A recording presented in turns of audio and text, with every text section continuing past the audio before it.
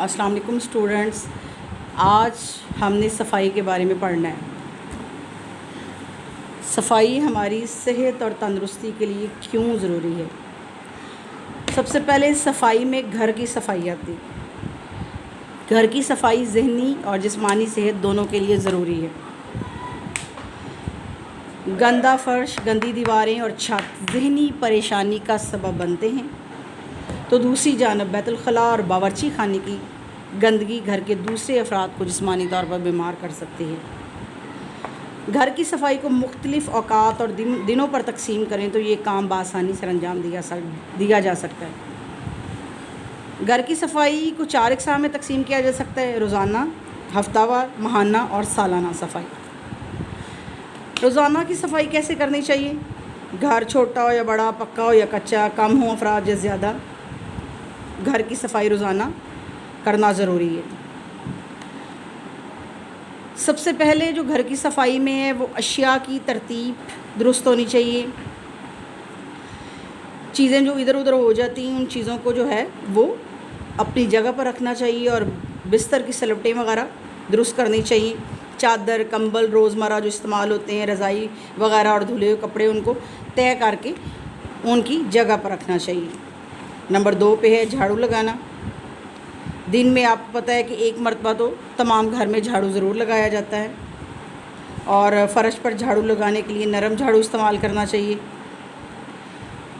اگر فرش اینٹوں والا ہو یا مٹی کا ہو تو اس پر بانس کے تیلوں کا جھاڑو دیا جائے، اور مٹی کا فرش ہو تو اس پہ پہلے چھڑکاؤ وغیرہ کر لیا جائے۔ پھر قالین یا دری اگر گھر میں بچھی ہو تو اس کی صفائی بھی ضرور کرنی چاہیے۔ لکڑی کے ہینڈل والے برش میں نائلون یا پٹسن کے سخت ریشے لگے ہوتے ہیں۔ برش کے علاوہ ایک مشین بھی ہوتی ہے جسے ویکیوم کلینر کہتے ہیں، اس کے ذریعے ہفتے میں 1 دفعہ قالین کو ضرور صاف کرنا چاہیے۔ پوچا یا گیلا کپڑا لگانا۔ فرش پر جھاڑو کے بعد پوچا یا گیلا کپڑا بھی ضرور لگانا چاہیے۔ اس کے لیے جو ہے وہ پرانی بوری استعمال کی جا سکتی ہے، کوئی استعمال شدہ تولیہ یا سوتی کپڑا استعمال کیا جا سکتا ہے۔ اور اگر فرش پر چکنائی وغیرہ گر جاتی ہے تو پھر گیلا کپڑا پھیرنے سے صفائی نہیں ہوتی، بلکہ ایسی صورت میں گیلے گرم پانی اور صابن کے محلول سے فرش کو دھونا چاہیے، اور 1 مرتبہ جو ہے پانی میں تھوڑی سی فینائل لیں، اس سے کیڑے مکوڑے بھی ختم ہو جا سکتے۔ جھاڑ پونچھ کرنا۔ فرنیچر وغیرہ کو یا گھر کی تمام چیزوں کو جو ہے وہ کسی بھی سوتی اور خشک کپڑے سے اس پر جھاڑ پونچھ ضرور کرنی چاہیے، اس سے فرنیچر کی چمک بڑھ جاتی ہے۔ برتنوں کی صفائی۔ گندے برتن جو ہیں وہ زیادہ دیر کے لیے نہیں پڑے رہنے چاہیے، بلکہ ان کو ساتھ ساتھ دھوتے رہنا چاہیے۔ اور دیگچی، توا، کڑاہی وغیرہ جو ہے وہ لوہے کی جالی استعمال کی جا سکتی ہے دھونے کے لیے۔ مانجنے کے لیے کوئلے کی راکھ، ویم صابن وغیرہ استعمال کرنا چاہیے۔ جستی اور شیشے کے برتنوں کے لیے بھی لوہے کی جالی یا ایسی چیز استعمال نہ کریں جس سے برتنوں پر نشانات پڑ جائیں۔ اسے اسفنج یا نائلون کے کپڑے اور صابن، ویم وغیرہ سے دھونا چاہیے۔ اور سٹیل کے برتنوں کے لیے اسفنج یا نائلون استعمال، یہ تو پتہ ہے آپ کو کہ روزمرہ ہمارے گھر میں جو ہے وہ صفائی کس طرح ہوتی ہے، ہم سب کو پتہ ہے، اور آپ لوگوں کو بھی اس طرح پتہ ہے کہ کون سے برتن کس طرح دھونے چاہیے، جھاڑ پونچھ کیسے کرنی چاہیے، پوچھا کیسے لگانا چاہیے۔ کپڑوں کی دھلائی۔ کپڑے میلے ہوں تو انہیں جمع ہونے پر اسی روز دھونا چاہیے، کام اس طرح اکٹھا نہیں ہوتا، اور نہ ہی گندے کپڑے کوفت کا باعث بنتا ہے۔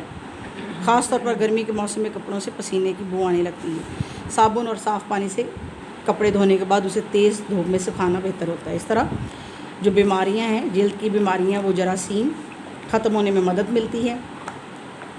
اور چھوٹے بچوں کے کپڑوں کو علیحدہ دھونا چاہیے۔ اگر کسی کو جلد کی کوئی بیماری ہے تو مریض کا رومال اور تولیہ دوسرے افراد کے کپڑوں سے علیحدہ دھونا چاہیے۔ باورچی خانے کی صفائی روزانہ کرنی چاہیے، جس میں جھاڑ پونچھ کرنا چاہیے، پوچھا لگانا چاہیے، برتنوں کی دھلائی اور ان برتنوں کو ترتیب سے رکھنا چاہیے۔ کھانے پینے کی تمام اشیاء اور پینے کے پانی کو ڈھانپ کر رکھنا چاہیے۔ اگر جالی والی الماری میسر ہے تو خوراک اس میں محفوظ کریں۔ برتنوں کو استعمال سے پہلے دھو لیں۔ سبزیوں کے چھلکے، کچرا کسی بالٹی یا ڈبے میں ڈالیں۔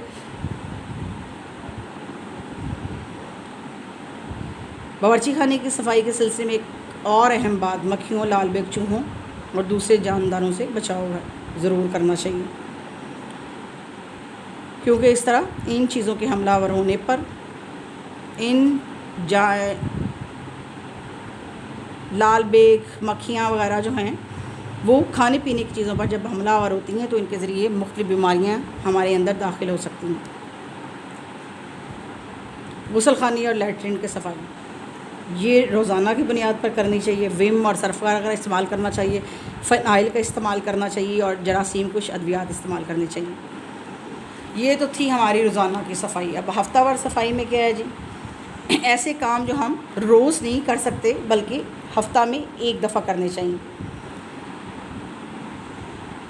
جیسے ہفتہ بھر میں استعمال ہونے کے بعد جو میلی چیزیں مثلا چادریں وغیرہ ہیں، تولیے، غلاف، جھاڑو، میز پوش، دسترخوان وغیرہ، وہ جو ہیں ہفتے کے بعد دھونے چاہیے۔ اور اگر جن جگہوں پر کوئی کاغذ یا گتا وغیرہ استعمال کر رہے ہیں، بچھائے گئے ہیں، تو ان کو بدلنا چاہیے۔ فرنیچر کو تھوڑی سی اپنی جگہ سے ہٹا کر اس جگہ کو صاف کرنا چاہیے اور جالے وغیرہ اتارنے چاہیے۔ اسٹور یا ایسے کمروں کی صفائی جو روزانہ استعمال میں نہیں آتے وہ ہفتہ کی بنیاد پر ان کی صفائی کرنی چاہیے۔ پھر ہے ماہانہ صفائی۔ ایسے بہت سے کام ہیں جو ہم ہفتہ بار بھی نہیں کر سکتے ان کی صفائی، تو ایسے میں ماہانہ صفائی کرنی چاہیے۔ مثلاً دیواروں اور چھتوں کی صفائی ہم روزانہ بھی نہیں کر سکتے، ہفتے میں ایک دفعہ بھی نہیں کر سکتے، بلکہ جو ہے ہم مہینے کے بعد اس کو کر سکتے ہیں۔ اور دیواروں اور چھتوں کی صفائی کے لیے ہمیں لمبا برش استعمال کرنا چاہیے۔ بانس یا ڈنڈے کے سرے پر کپڑا باندھ کر جو ہے وہ صاف کرنا چاہیے دیواروں اور چھتوں کو۔ بستر اور چارپائیاں جو ہیں وہ بھی مہینے میں ایک دفعہ گدے اور بستر کو دھوپ لگوانی چاہیے۔ چارپائیاں بھی جو ہیں وہ ان کو بھی دھوپ لگوانی چاہیے، خاص طور پر برسات کے موسم میں۔ اور اس کے علاوہ جو گھر میں مختلف چیزیں ہیں، پنکھوں کو کسی سوتی پرانے کپڑے سے مہینے میں ایک بار ضرور صاف کرنا چاہیے۔ کھڑکیوں کے شیشے کو ہلکے گیلے کپڑے سے صاف کریں۔ ڈرائنگ روم میں موجود صوفوں کے کور، کرسیوں کے کور، میز پوش وغیرہ ضرور تبدیل کرنی چاہیے۔ سالانہ صفائی میں جی ہے جو ہم ہر دفعہ روزانہ یا ہفتے میں ایک دفعہ یا ماہانہ نہیں کر سکتے، جیسے گھر کی سفیدی وغیرہ ہے وہ ہم سال میں صرف ایک دفعہ کروا سکتے ہیں۔ سفیدی میں موجود کیمیائی اجزاء دیواروں کو بہت عرصے تک مکڑیوں اور اس قسم کے دوسرے جانداروں سے محفوظ رکھتے ہیں اور کئی جراثیم بھی ختم ہو جاتے ہیں۔ پھر سالانہ صفائی میں سردیوں کے لحاف جو ہیں وہ دھلوانے چاہیے اور تیز دھوپ میں ان کو رکھنا چاہیے۔ اور موسم تبدیل ہونے پر جو ہے، جیسے گرمیوں کا موسم آیا ہے تو سردیوں کے کپڑے جو دھو کے ان کو خشک کر کے اچھی طرح طے کر کے کسی ٹرنک وغیرہ میں محفوظ کر دیں تاکہ ٹڈی وغیرہ ان کو نہ کھائے۔ اس میں نیم کے پتے یا فنائل کی گولیاں ڈالیں۔ اگر پردے لگے ہیں گھر میں تو ان کو سال میں ایک دفعہ دھونا ضروری ہے۔ اور اگر ممکن ہو تو فرنیچر کو ایک دفعہ سال میں ضرور پالش کروانا چاہیے۔ اگر کچے مکان ہیں تو چھتوں پر مٹی وغیرہ ڈلوائیں۔ اسکول کی صفائی جو ہے وہ صحت مند ماحول اسکول کا بچوں کی تعلیم و تربیت پر بہت اثر انداز ہوتا ہے۔ اسکول کے ماحول کو بچوں کی علمی تربیت کے لیے بہتر سے بہتر بنایا جائے۔ اسکول میں کھیلوں کے میدان، باغات، درخت وغیرہ وافر مقدار میں موجود ہونے چاہئیں۔ تدریسی کمروں کے علاوہ ہاسٹل، دفتر، ٹک شاپ، لیٹرین، غسل خانے اور آب رسانی کا معقول اور محفوظ انتظام بھی ہو۔ آب رسانی پانی کے بہاؤ کا یا پانی پہنچنے کا۔ اسکول کا ماحول آلودگی سے پاک ہو۔ صفائی کا اور صحت کا آپس میں گہرا تعلق ہے۔ طبی لحاظ کے علاوہ اسلامی نقطہ نظر سے صفائی نہایت ضروری ہے اور اس کی اہمیت کو کسی صورت نظر انداز نہیں کیا جا سکتا۔ صفائی جو ہے وہ پاکیزگی نصف ایمان ہے۔ اسکول کی صفائی کو 4 حصوں میں تقسیم کیا جا سکتا ہے، جس طرح گھر کی صفائی کو روزانہ کی بنیاد پر ہفتہ وار، ماہانہ اور سالانہ۔ روزانہ کی بنیاد پر کیا کرنا چاہیے؟